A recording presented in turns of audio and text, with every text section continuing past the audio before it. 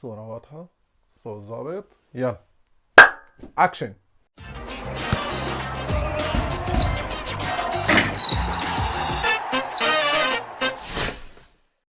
مرحبا بعد غياب لفترة طويلة من الفيديوهات وانقطاع. انا اشتقت لكم، ما بعرف اذا انتم اشتقتوا لي. اشتقت للمساحة اللي انا بحاجتها هون على قناتي على اليوتيوب، لاطلع احكي، نتناقش، نعبر، ناخذ ونعطي وشوف تعليقاتكم. بس اهم شيء ولا تنسوا دائما انه تدعموني بزر السبسكرايب او حتى زر اللايك ليوصل الفيديو لاكبر عدد من الناس.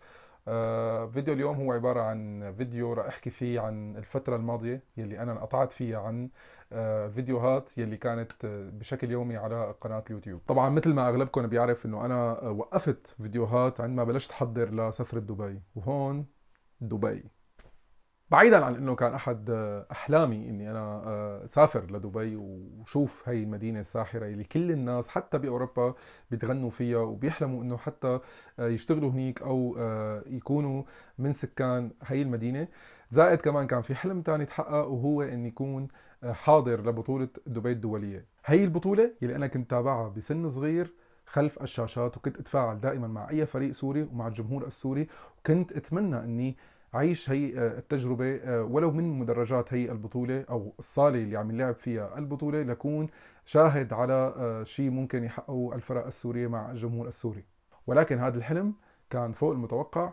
ولما تم قبولي ضمن فريق الميديا الخاص لبطولة دبي، وطبعا أنا هون بدي أتشكر فريق التنظيم، بدي أتشكر كمان المشرفين أو المسؤولين عن بطولة دبي، بدي أتشكر الاتحاد العربي لكرة السلة، الاتحاد الإماراتي لكرة السلة، وبدي أتشكر كمان نادي النصر، وبدي أخص كمان مسؤولين نادي النصر الإماراتي، وخاصة الكابتن فريد الجيواني للتسهيلات اللي قدم لي إياها سواء داخل الصالة أو خارجها.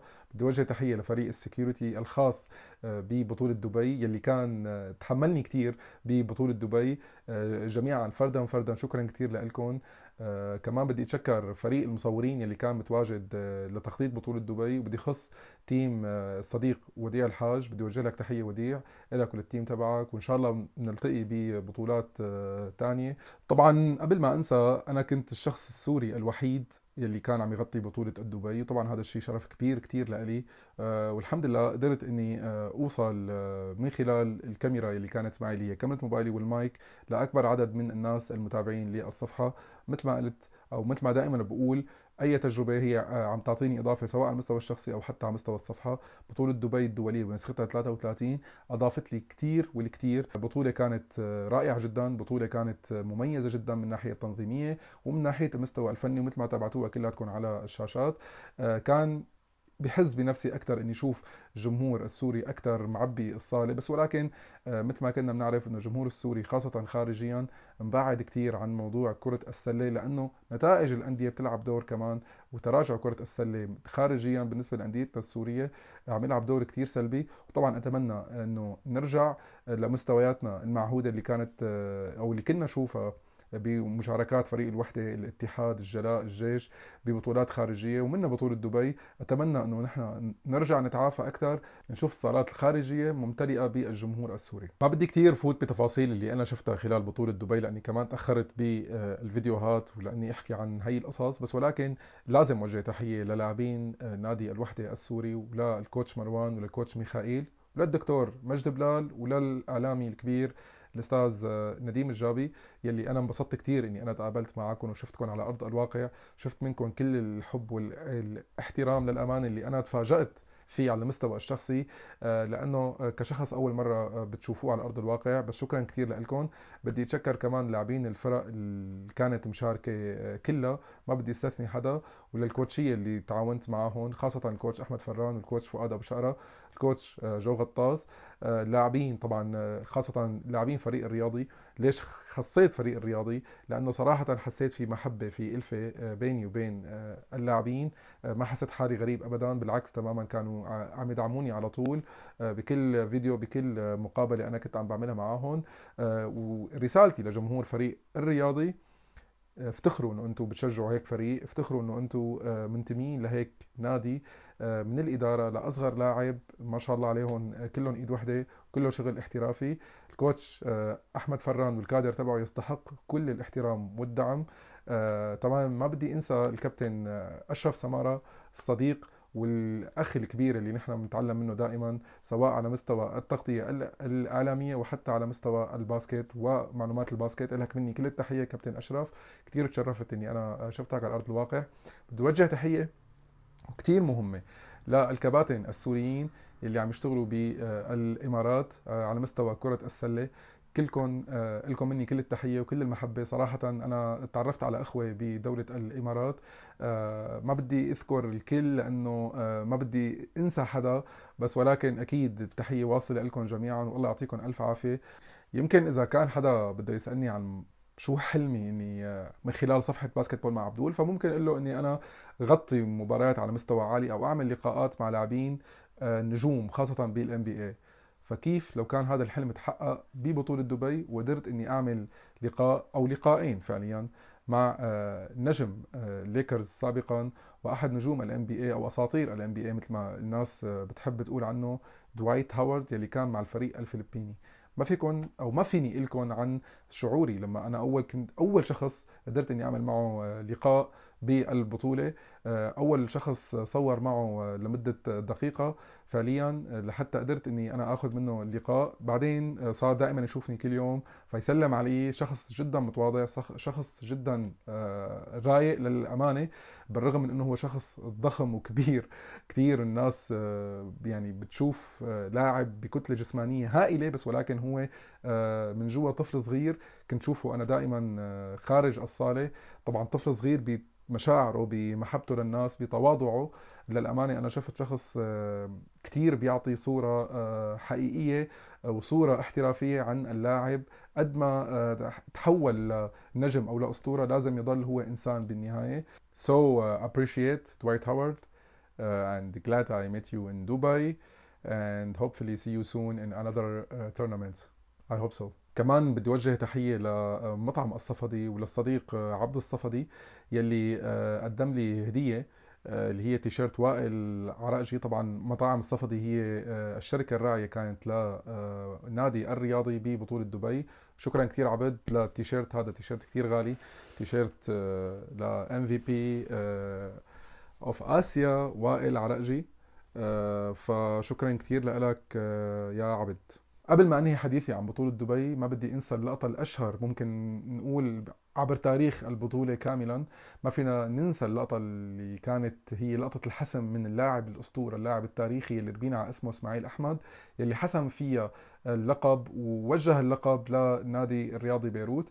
انا كنت فخور جدا اني انا كنت شاهد على هي اللقطة من ارضية الصالة، ولو كانت الكاميرا او كان الموبايل ما كان عم يصور بوقتها. بس كثير انبسطت اني انا تواجدت بهيك لحظة عشتها. صار لي زمان ماني عايش هيك اجواء ضمن الصالة للامانة. لقطة رجعت لي الحياة اكثر بمستوى التغطية، بمستوى الرياضة. رجعتني الي على المستوى الشخصي لحتى اكون لاعب ضمن هاي الكتيبة اللي فازت باللقب باللحظات الاخيرة. ف الحمد لله اني انا كنت جزء من الناس اللي كانت شاهدة هاي اللقطة ضمن ارضية الصالة، ما كنت ورا الشاشة. فشكرا لهيك ظروف، شكرا لهيك لقطات انا عشتها مع اللاعبين ومع الجمهور. خلصنا بطولة دبي، خلينا نجي شوي نحكي عن اللي عم يحصل حاليا بكرة السلة السورية. كلاتنا شفنا انه الدوري مولع، شفنا انه السلم الترتيب عم يتغير بين الفرق. شفنا الجيش عم يكون الفريق الأكمل والفريق الأقوى بمرحلة الإياب، فاز على كل الفرق كاملا بالسبع مباريات، بانتظار مباراة الوحدة والنواعير بكرة لنشوف مين ممكن يتصدر ومين المركز الثاني.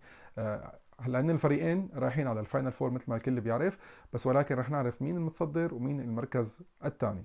بالنسبة لباقي المباريات شفنا فريق الحرية عم يفوز على فريق الأهلي بديربي حلبي بامتياز بصالة الحمدانية. وطبعا هون بنقول دائما للأسف فريق الحرية وقصته خلال الموسم هذا ما كملت للأخير، وأنا واثق لو كانت كاملة كنا شفنا فريق الحرية ضمن الفاينل 6 وحتى ممكن كنا شفنا ضمن الفاينل 4. بس ولكن هي الظروف يلي صارت مع الفريق، وأتمنى أنه نشوف فريق الحرية بالقادمات بمستوى مثل ما شفنا ببداية هذا الموسم.